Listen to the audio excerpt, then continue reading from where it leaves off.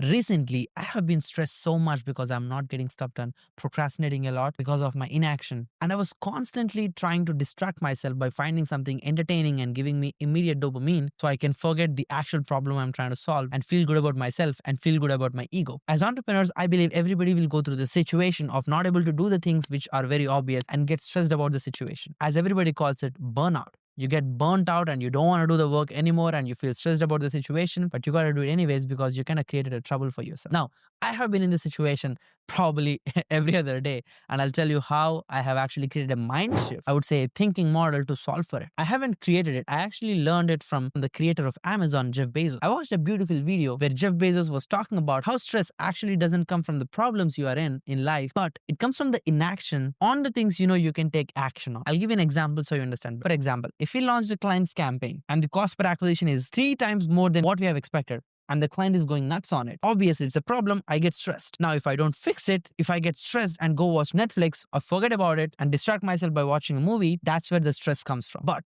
if I act on it, meaning show up for the client call, take responsibility, kill the campaign, recreate the campaign with a different angle, and test a different variation to hopefully decrease the cost per acquisition, it would decrease my stress, meaning I won't be stressed anymore because I'm acting on the things which I can. For example, if it rains, you don't get stressed because you can't control it. But if you're unable to close deals on a sales call, you will feel stressed because that is something in your control. And you know that you could be doing better. That's a skill gap or belief gap, which you got to improve and practice, obviously. You're never good at sales. You need to stay good in sales. Coming back, that simple wise words from Jeff Bezos actually made me realize that if I'm stressed in any situation, which I will be most of the times, one way or the other, instead of just running away from the problem, think about what can I do about it? Take extreme ownership. Point the finger towards you. Don't blame anybody else. And once you do that, you kind of see the most obvious action you could be doing. And the number one goal you need to have is once you find that action, decrease the delay of taking that action, meaning just go and start attacking it. And trust me when I say this, once you start taking action, you will feel the momentum and you will feel the dopamine of doing that action. Regardless of the outcome, you will keep doing it. So the thing you need to realize, which I learned from the situation, is